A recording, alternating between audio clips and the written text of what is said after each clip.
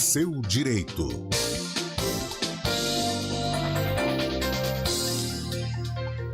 Todas as quartas-feiras, o ouvinte da CBN Campinas tira dúvidas sobre o direito trabalhista com o advogado José Antônio Cremasco, que já está aqui com a gente. Doutor Cremasco, muito boa tarde, bem-vindo mais uma vez. Boa tarde.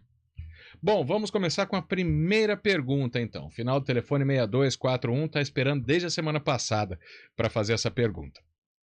Trabalhei 20 anos na mesma empresa.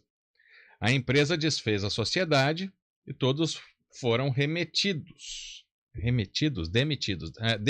desculpa, li errado, demitidos. E aí continuam a trabalhar sem registro e sem recolher INSS. Como eu faço para pagar? Primeiro que não pode, né? Tá tudo errado, né?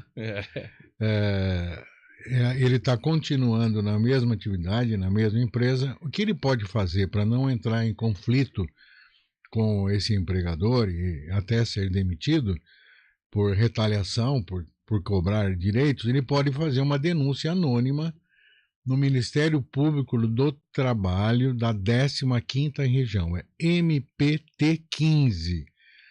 Ele abre uma reclamação que é anônima e o Ministério Público do Trabalho vai cuidar disso para ele, para autuar a empresa, processar a empresa, porque é direito coletivo, e exigir que todos sejam registrados.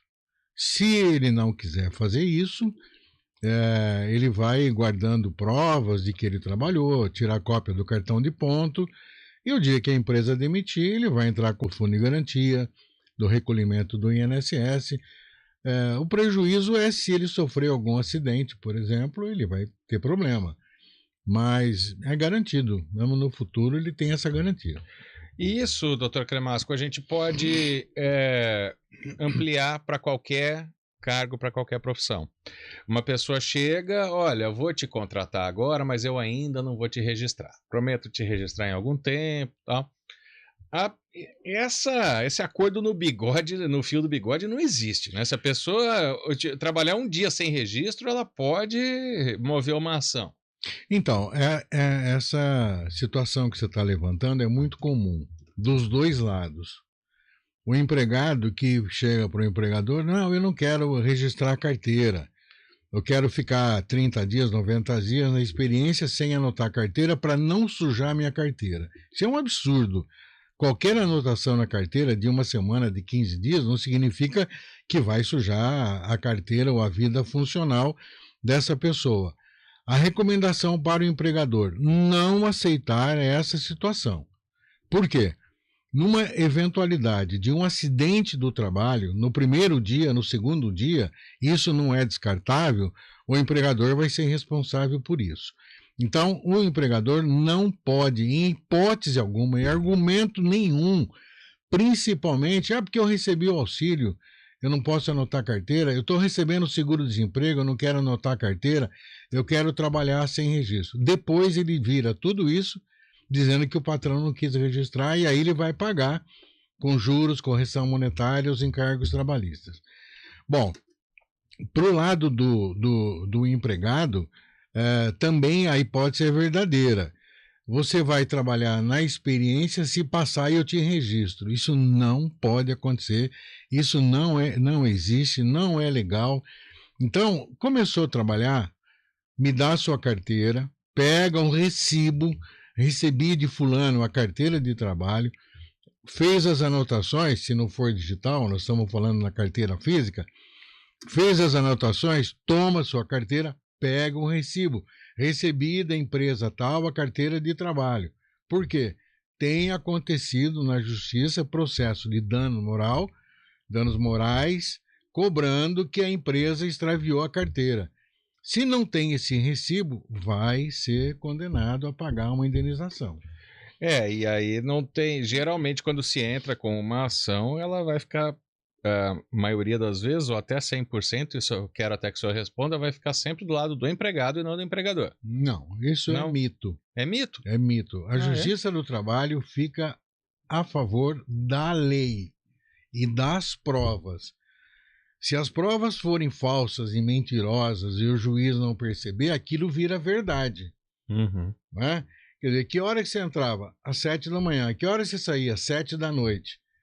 Se o empregador não tem prova disso, ele leva uma testemunha, cara de pau, bom de mentira, e fala, não, era das 7 da manhã às 7 da noite, ele vai ganhar hora extra. Sim. Então, é fácil de resolver isso. Uma folha de papel, marca aqui a hora que você entrou, assina, rubrica. Tá saindo pro almoço? Marca aqui. Tá indo embora? Marca o horário que você tá saindo. No fim do mês, apura se teve hora extra, ou se o empregado está devendo horas extras. O que não pode é, dia 1 eu vou fazer o pagamento. Vem aqui pegar teu dinheiro. Agora você assina 30 dias aqui, entrada e saída. Isso se chama cartão de ponto...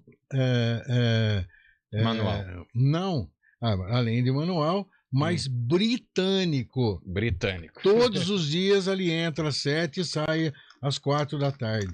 Todos os dias, às 12 horas, ele para e volta a 1. Isso é cartão de ponto britânico que não é aceito na Justiça do Trabalho. Então, para o doméstico, custa você ter uma caderneta lá na entrada da casa? Anota o horário de entrada e saída para evitar esse tipo de conflito.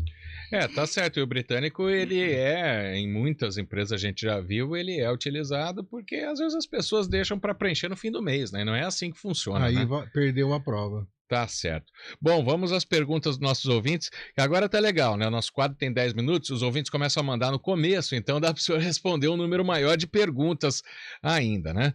Vamos lá. Tem uma MEI. Recolho 5%. Posso pagar 15% no carnê? Pergunta do Gilson.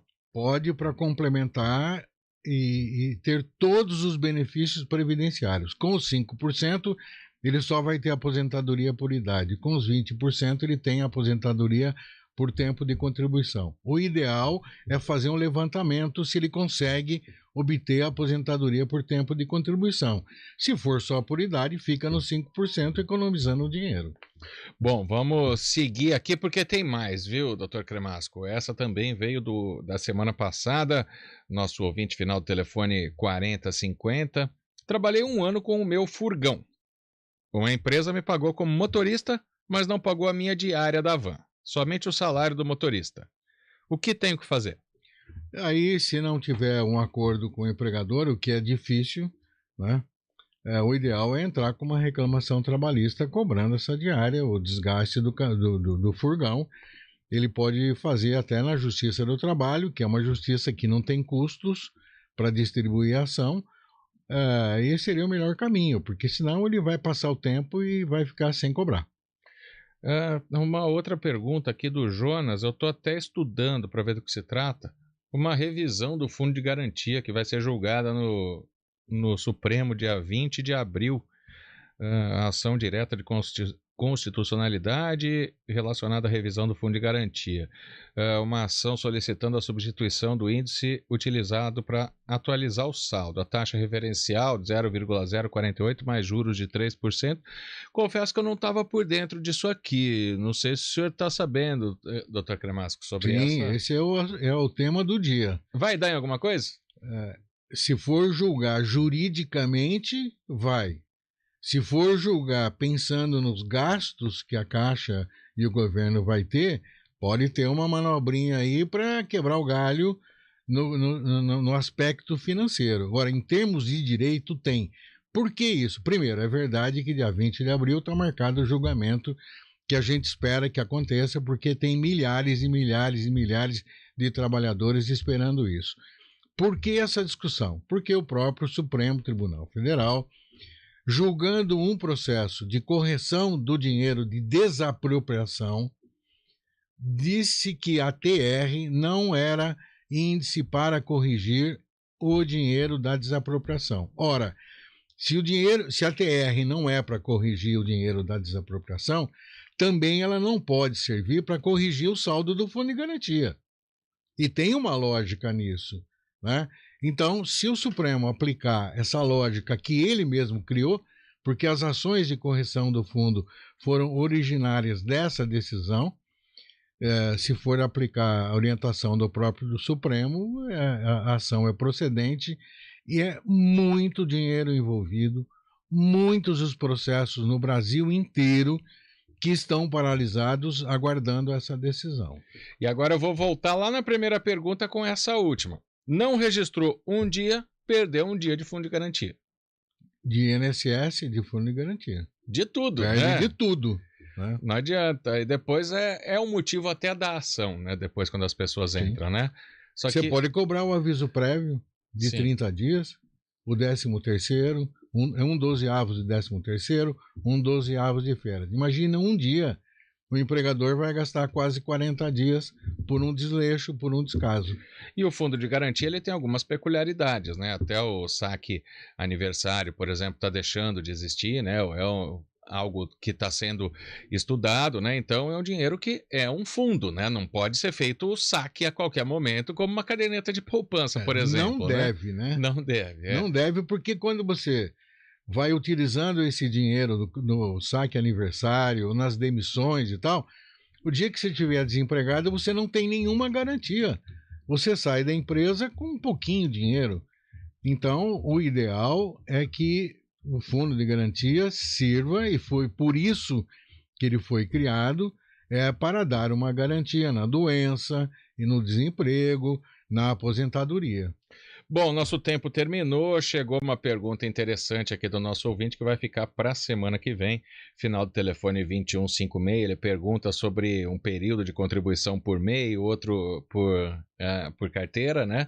Então a gente abre nosso papo a semana que vem com essa pergunta do nosso ouvinte. Dr. José Antônio Cremasco, advogado trabalhista, todas as quartas-feiras com a gente aqui no quadro Seu Direito no Estúdio CBN, com a participação cada vez mais maciça dos nossos ouvintes. Muito obrigado pela presença mais uma vez. Obrigado, até a próxima. Boa semana, Dr. Cremasco.